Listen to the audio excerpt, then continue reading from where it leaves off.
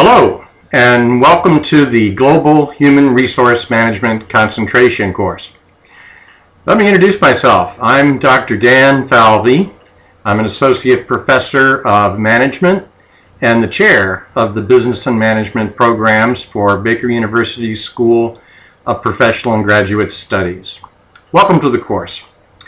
I've been at Baker for over 8 years. I've taught over 100 courses, about a third of which have been online, just as ours is going to be. My bachelor's and master's degrees are in education from Florida State, go Noles, and my doctorate, my PhD, is in applied management and decision sciences, and I also had a concentration, like you're earning here, in leadership and organizational behavior as a part of my doctoral studies. Before Baker, I was in the world of business for about 25 years in human resource management in a wide variety of roles in 3 different Fortune 100 companies, and ultimately at each of them serving in the director level position. My global human resource management experience consists of the 5 years or so that you'll read about if you read Dr. Dan's bio posted at our Moodle site at Sprint's, now Sprint Nextel's, international headquarters in Reston, Virginia, just outside Washington, D.C. I was the Director of Education and Development there for those 5 years. And as I think I noted in my little bio, I had a big world map on my wall, and at several points I had people in over a dozen countries, members of technical staff assigned in over a dozen countries throughout the world. So I had a great opportunity to learn how to operate in a global environment, including the kinds of social taboos that certain of our customers, our customers were countries, not individual companies or individual people. And then most of them also sent representatives to Reston, to our training and development center, which was one of the largest training centers on the East Coast. And there we had an opportunity for up to 12 weeks to learn from and teach the representatives from the various telephone companies that they represented.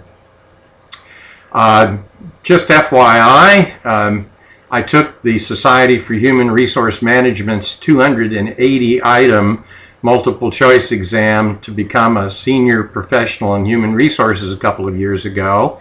And if any of you have taken either the PHR or the SPHR exam, especially the SPHR exam, the senior exam, you know that it has about a third of the items deal with global human resource management, because that's becoming such an important arena in human resource management in general. I passed the test, by the way.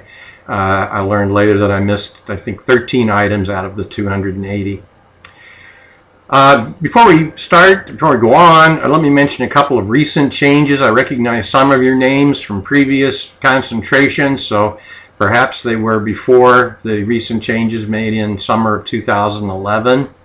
First is that the concentration length has been changed from 6 to 7 weeks. That will give us an extra week to work together, and I think you'll find it beneficial, as I haven't increased the workload any. I've just distributed it more evenly among the 7 weeks to give you more time to do your final paper. Also, we now have a graduate and undergraduate version of the course. If you're enrolled in MGE 8324, you are in the graduate version of the program. If you are enrolled in BS 324, you are enrolled in the undergraduate version of the course. And really the only significant change in this particular course is that there's a longer writing requirement for the graduate students, 20 pages of formal writing, which I have collapsed into the single assignment of the final term paper. And for undergraduates, your assignment is half that. Only 10 pages are required. But of course, I'll be much more interested in the content of your papers than in the lengths of them, although those are our new guidelines. As you know, learning teams are not required for the concentrations, but I think there's a value in having them and in learning to work with teams, especially virtually. So at our Moodle site, you'll find a list that shows who's assigned to which teams by name. Everyone's assigned to one team. And your learning team assignments have been assigned by team number at the Moodle site as well. So you'll be able to tell quickly which week your team has a team assignment due. And to help you out, there's a guide to freeware for working with learning teams posted for your reference at our Moodle site, and I'd encourage you to check out some of those sites if you're not already familiar with them. The assignment due dates. Some assignments will be due on Wednesday by midnight, but most assignments will be due by Sunday on midnight. Those that are due by midnight on Wednesday, the reasoning for that is to give all the rest of us a chance to read your postings and comment on them during the remaining days of the week, especially over the weekend when my experience shows most of you finalize that week's assignments. That shouldn't be a problem after week one, but for week one, a couple of you do have individual assignments that are due Wednesday by midnight. So if you're viewing this video on Monday, you only have a couple of days to complete and post that assignment. And Learning Team 1, you also have an assignment due by midnight on Wednesday. So I'd encourage you to get started on that right away as well. After week one, each of you that have individual or Learning Team assignments due for the following week will have a whole week to prepare and post those assignments. I have a kind of a fun opportunity, I hope, for you, and that is for one assignment, the article discussion individual assignment that each one of you has one of during this course. I've found it fun in some of the previous concentrations to waive the rule for a 1 to 2 page paper posted by Wednesday at midnight, and instead to tape and post, embed at the site a YouTube video like this one that I'm making.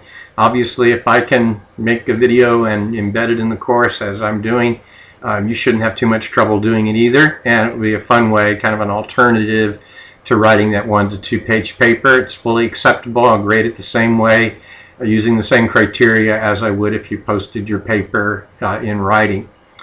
Be sure if you do submit a YouTube type video for your individual article discussion assignment, that you still go to the Moodle site and tell us the URL for the article that you're reporting on so we can all access it if we're interested. A little bit about my style, finally. I'm not going to be responding to every single posting. There are going to be way too many in this course. But I will read every posting and I will follow every discussion thread. My style is to typically check on Thursdays to see that the Wednesday postings were made and assign points in the gradebook at our Moodle site for them. And then follow the discussions and the response postings on Thursday, Friday, Saturday, and Sunday. And then on Monday, as quickly as I can get to it, begin checking in the assignments that were due on Sunday at midnight. And then usually by Wednesday of the following week, I'll have assigned all of your points for the assignments, both individual and team assignments that were due on both Wednesday and Sunday of the previous week. I'm much more interested in sending an email the week following the module to kind of summarize my observations on how the week went and how your participation went than I am on commenting on every single posting. I find that many of the instructors who do that just are repeating the same thing over and over to everyone.